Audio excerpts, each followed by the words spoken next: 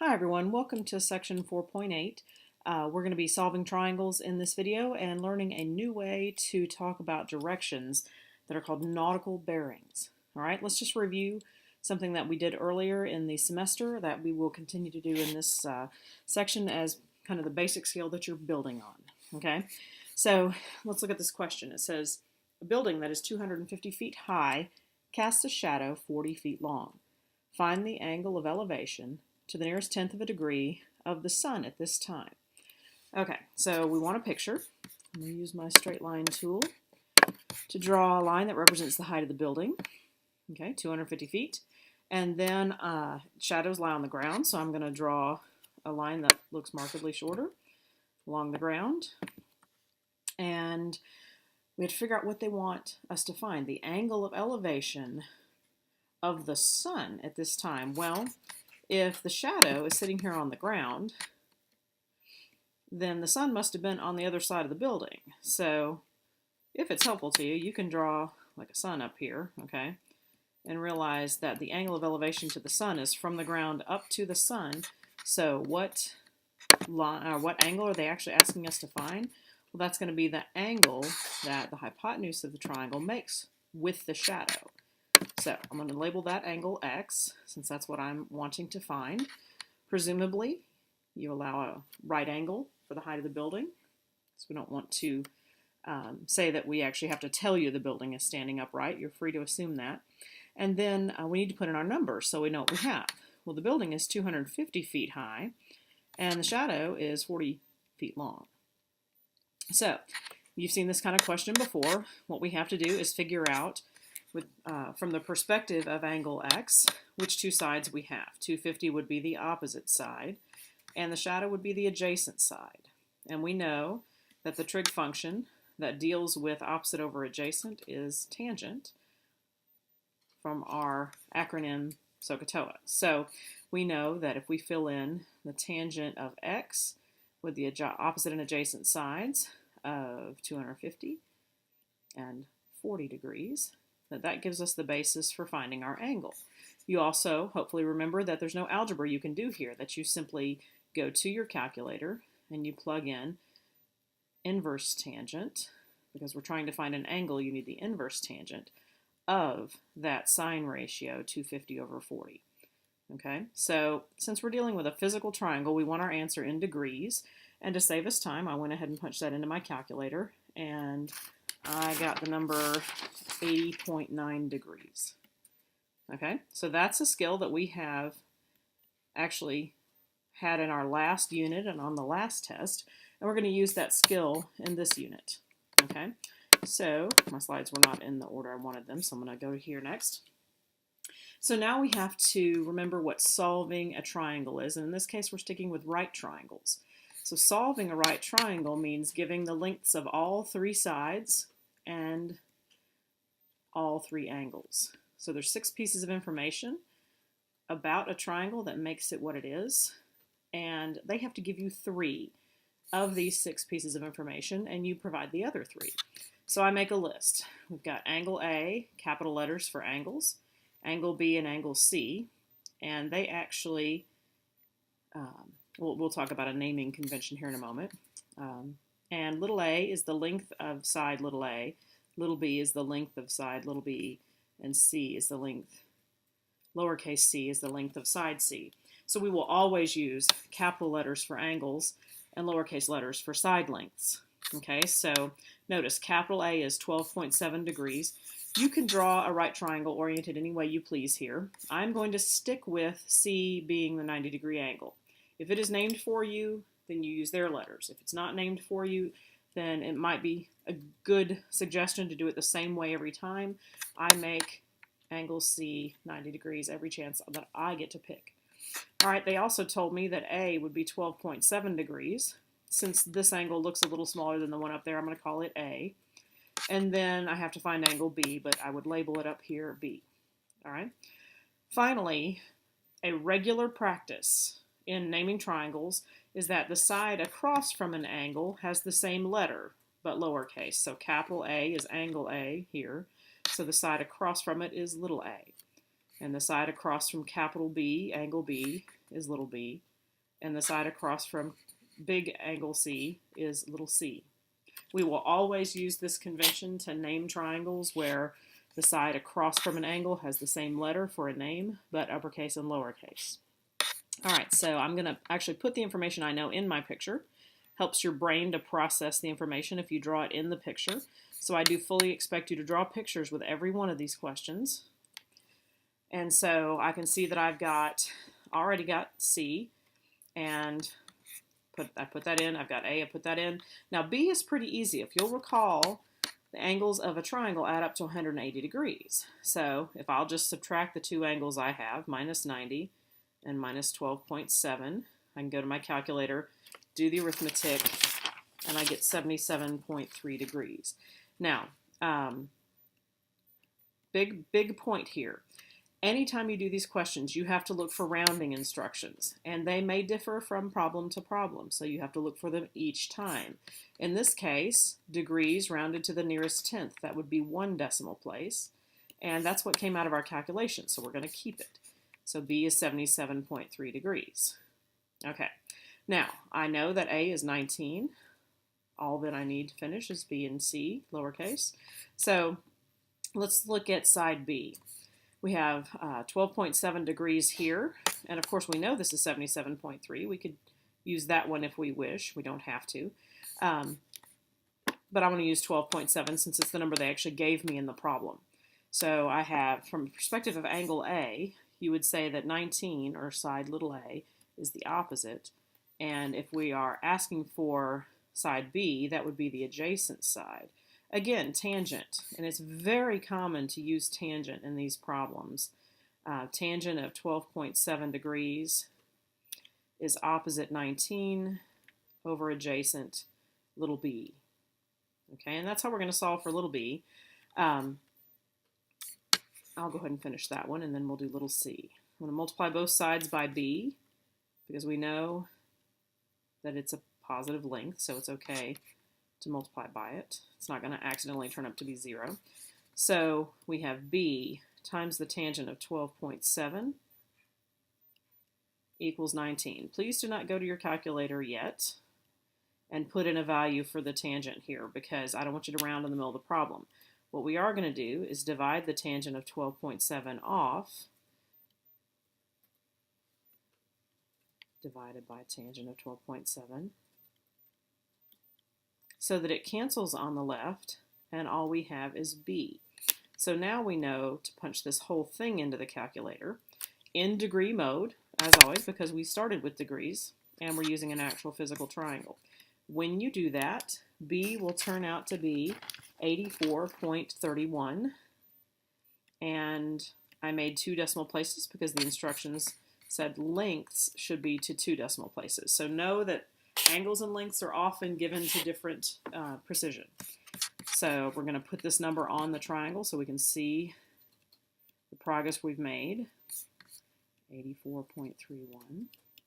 And then finally, I'm going to solve for side C, and I can use either angle A or B, however I choose. I tend to stick with the one that the problem gave me to begin with, though. See over here, angle A, as much as I can, in case I've made an error in calculating another one. So if I use angle A, then B is the adjacent and C is the hypotenuse. All right, so adjacent and hypotenuse is a cosine ratio. So cosine of 12.7 is adjacent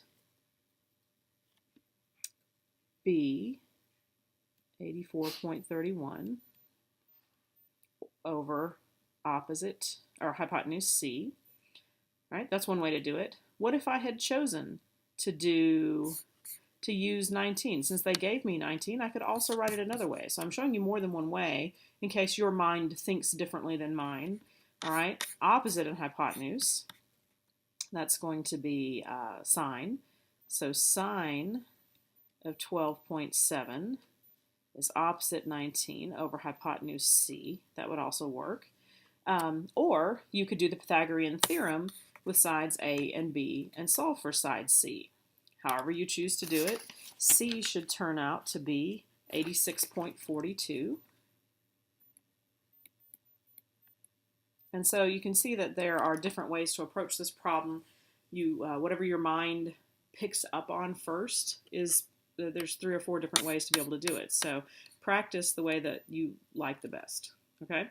Now, to introduce the idea of measuring angles for navigating airplanes and boats, okay? They're called bearings, nautical bearings. Nautical is a word that refers specifically to boats, okay? And there's 2 ways to do this. This is the way that has been used for many years and is still used today. There is a newer method that we're not going to bother with today that came about with the advent of computers and computer navigation, but we're going to do the more traditional way. And it's pretty straightforward. So notice my north, south, east, west compass rows here. And I have got 4 rays. I've got a ray that goes from 0 to A. I'm going to put a point in there, point A. And it is 35 degrees up from due east, okay? Now, we want to describe the bearing of a vehicle as if it were sitting right here at 0, 0, if it's headed along that ray from O to A, okay? So how we describe that, we do have to know from O to A, because it would change if we were going the other direction. Very specifically, we describe the angle whether it's on the top, or if it's on the top half of the compass rose, we start with north. If it's on the bottom half of the compass rose, we start with south, and we'll see that in a minute. So you're standing here, you're looking due north, and you are to describe how many degrees to the side you must move to get to that ray. So we've got to move this through this angle here to get to OA, and so we have to figure out that angle measure. Well, we know a quadrant has 90 degrees. If we subtract this 35 down here, we are left with 55 degrees for this angle right here. So we're going to say you're facing north. You're going to turn 55 degrees toward the east. North, 55 degrees east. Now, you must include both the N and the E and the 55 degrees between them. You don't say 55 degrees northeast, because that seems like you should be counting from 0 on the trig scale. We definitely put the 55 degree measure in between the 2 letters so that you understand that we're using nautical bearings and not any other system. So it's literally wrong to put northeast 55 degrees. That is wrong. It would give people the wrong impression. So that would be from O to A. All right, let's look at B. I'm going to do it in a different color. So B, we're headed from O to B. Okay, B is up here. And so we're facing north. And if we turn toward the west, this is the angle that we need. Okay, so we know we're on the top half of the compass rose. We're going to say face north first. Then we're going to turn toward west, and we got to say how far. So this angle is given as 72. 90 take away 72 would be 18 degrees. And that's what goes in the middle. Okay, so those are the ones that are on the top half of the compass rose. How about the 2 on the bottom half? So we have 0 to C. If we're traveling along that path, we would face south first. Okay, let me do this in different color. So facing south first, then we have to say, well, we're going to turn to our side this way, this many degrees, and that's toward the west. So we would say from 0 to C is south, a certain number of degrees, turn to the west. So we have to find this angle, and we know this little one is 16. 90 minus 16 is 74. So this angle right here is 74 degrees. That's how many degrees we turn toward west. 74 degrees. And then finally from 0 to D, since it's on the lower half of the compass rose, we face south first, and we know we're going to turn toward the east. So we put the S in front, leave a space, put the E, and we need to describe this angle. Well, the angle up here they've given us 45, leaves 45 degrees below here, and that's how we describe it, south 45 degrees east. Okay, so that's just your basic lesson in understanding how we write nautical bearings. All right, so how does this look in a problem? So read this problem with me. You leave your house and you run 2 miles due west, followed by 1.5 miles due north. At at that time, what is your bearing from your house? So what is your bearing? We got to draw a picture of this to get a sense of this. I would expect a picture with questions like this at all times. Okay, so I'm going to use my straight line tool. 2 miles west. Okay, so we're going to start at our house here. We're going to go 2 miles west. Okay, so I'm going to put H for house, a 2 for the distance, and then once we get to the end of our 2 miles west, okay, so you have to be thinking about north, south, east, west, okay, whatever acronym you have for remembering. My daughter in grade school learned never eat soggy waffles as you go around the circles. So west is to the left. Due north would be up 1.5 miles. All right, where's my straight line? So just draw something that looks a little bit shorter than 2. Label it 1.5. Okay, and that's where we stop.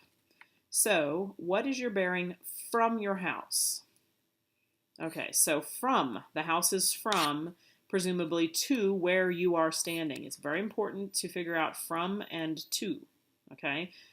From your house to your current spots. I'm going to call that Y for you, okay? So you're standing here. So from your house to you, we need the arrow here. And now I can put my compass rose over this. Now, the from part, okay, from your house is always the part sitting at 0, 0 right here. From goes right here. So from your house, there's 0, 0. So I can draw a compass rose right here. Line straight up. I'm going to pick that line up. Go down with it. There's north, south. Okay, I really wish that had been a different color. Let me pick a different color and then draw it again. Okay. North, south. Now, east, west.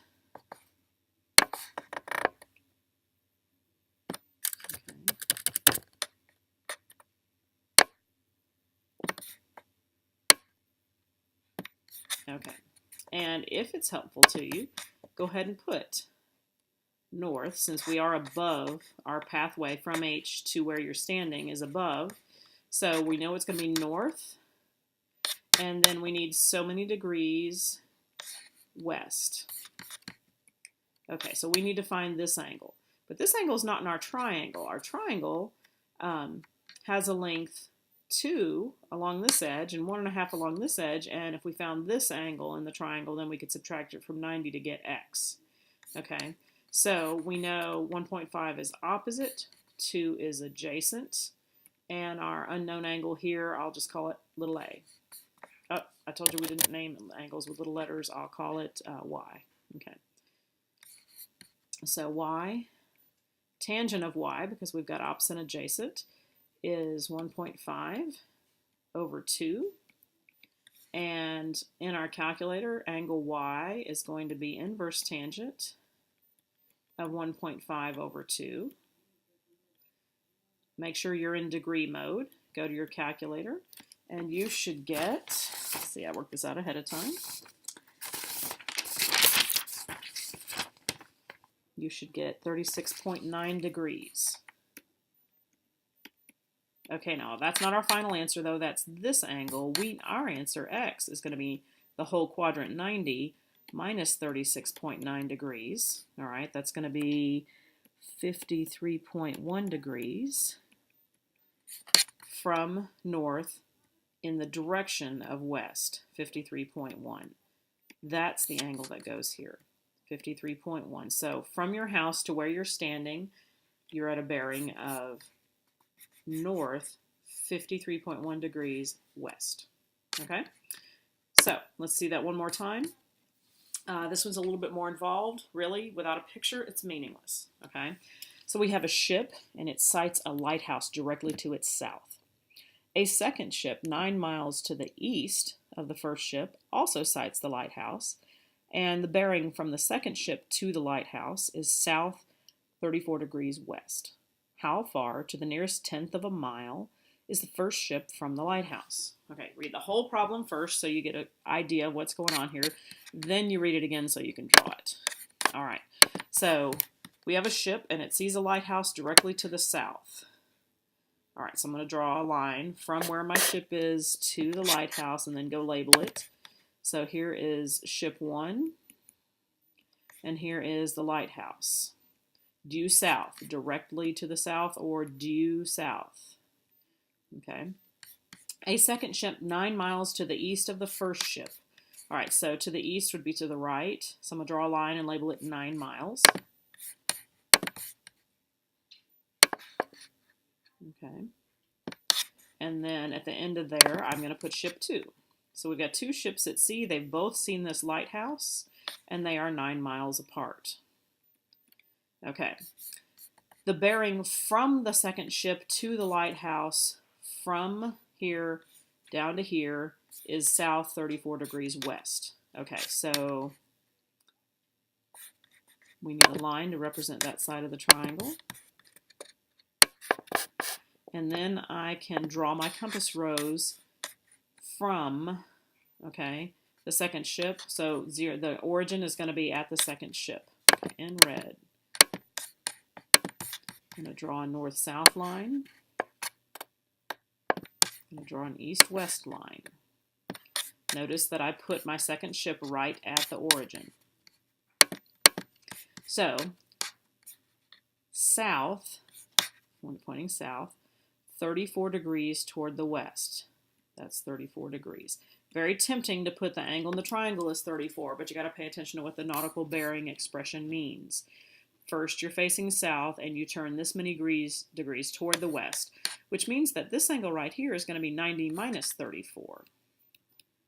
All right, that's going to be 56 degrees. And it doesn't matter that I didn't draw it to look 56 degrees. That's okay. 56 degrees. Now, how far to the nearest tenth of a mile is the first ship from the lighthouse? So they want to know how long this side of the triangle is. All right, you're allowed to assume that's a right angle because it said directly to the south. So now we have an angle 56. We have the adjacent side, and we need the opposite side. So we have opposite over adjacent is tangent of 56 is x over 9. Opposite is x, adjacent is 9. Multiply both sides of the equation by 9 to get the denominator to go away. And we can type 9 times the tangent of 56 degrees into our calculator in degree mode. And that is going to be 13.34 miles. All right, that's our lesson in section 4.8. Thanks for listening.